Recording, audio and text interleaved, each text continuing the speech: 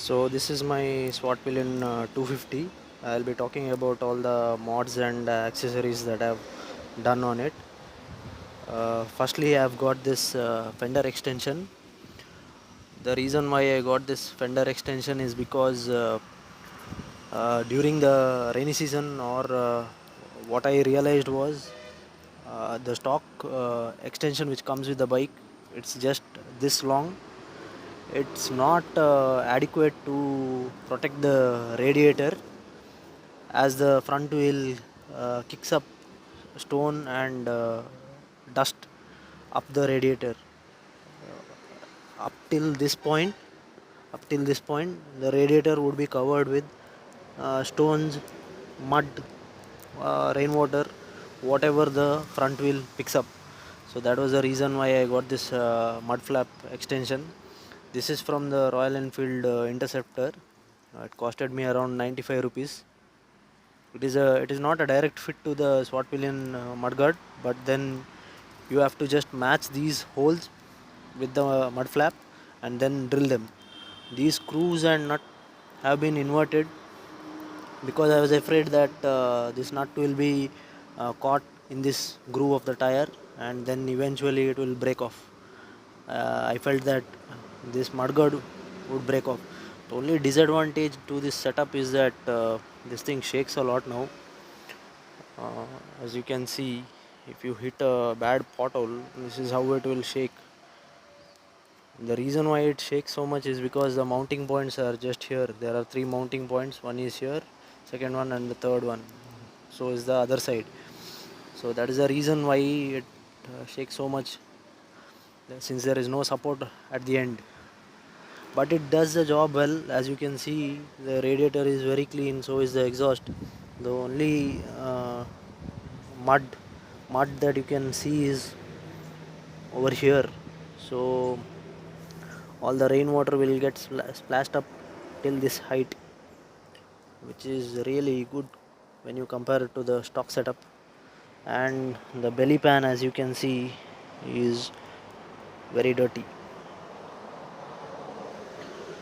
So all in all, it doesn't make a big difference in the looks, but definitely a very important mod if you are planning to keep the radiator safe.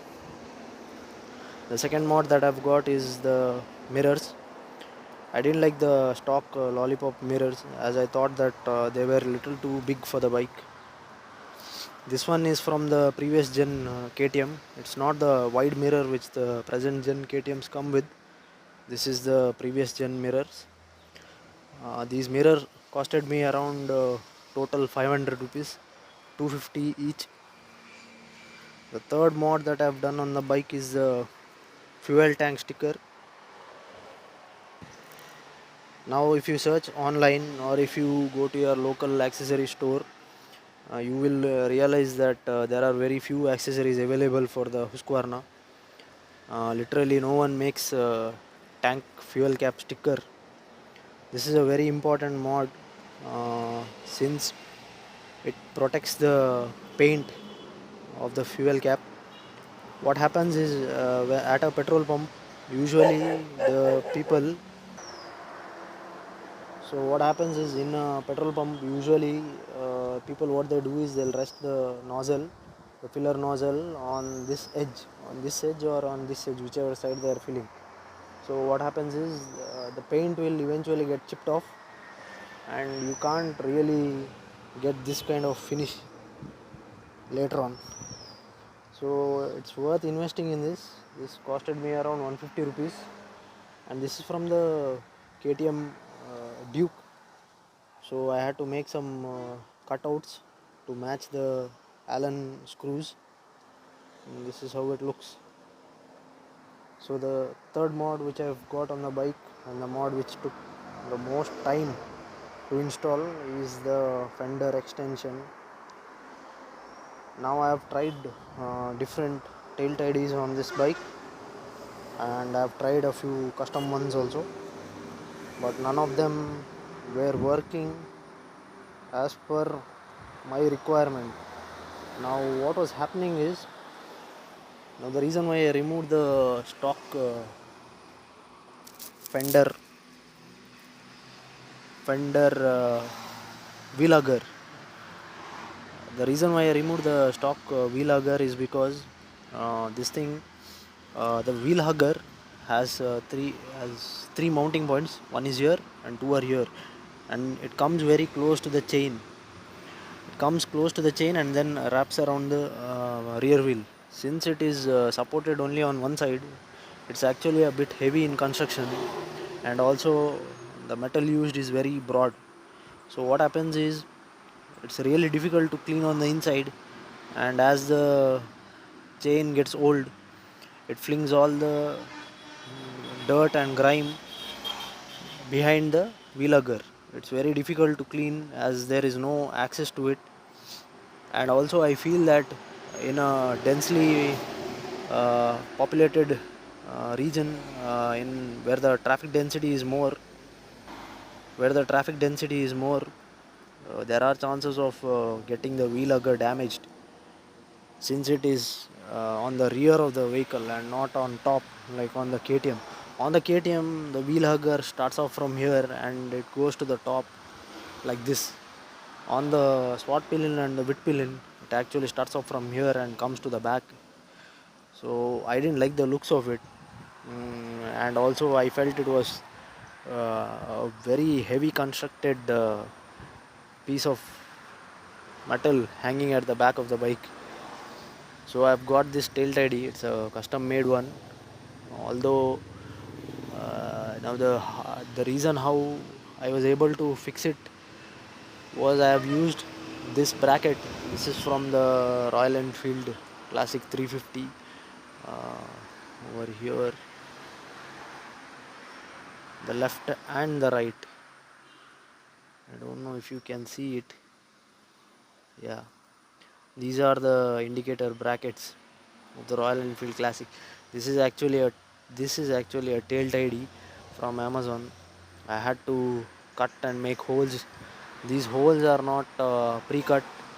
This tail tidy is supposed to go on this hole, this and the other one over here. But if you install it over here, then it ends right over here at the brake light, and that doesn't serve the purpose of protecting the back seat from whatever is being thrown by the back wheel. And also it becomes very difficult to ride the bike with the pillion, since everything gets flung onto the pillion. So I got this setup now. I have ridden the bike for around 100 kilometers now. It's working really good. As you can see, I haven't cleaned the back seat. There isn't much stuck on the back seat and also on top. So this is how it is underneath. It's very bright. I don't think you will be able to see it.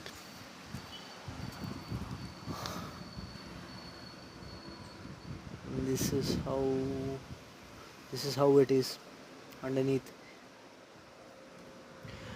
Now this tail tidy doesn't hit the rear wheel, since this gap is more than 5 inches. This bike has a suspension travel of 145 mm, which is around 5.5 inch. So this gap is actually about 5 inches. So I've never had an instance where it has hit the rear wheel. This tail tidy costed me around 500 rupees on Amazon.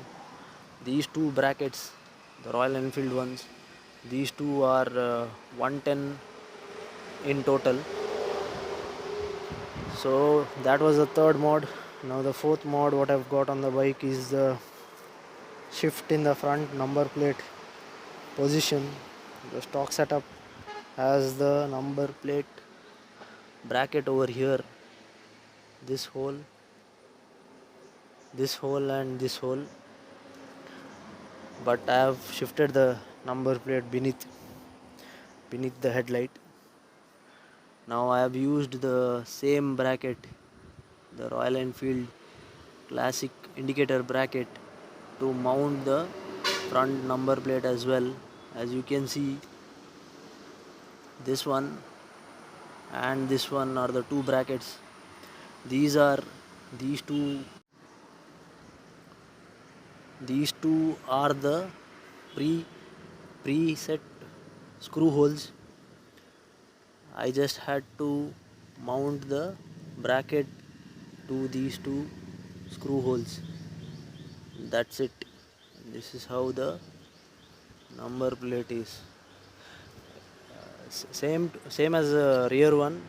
This gap is around 5 inches, so I don't have a problem of the mudguard hitting the number plate. So that's it. These are the 4 mods which I have done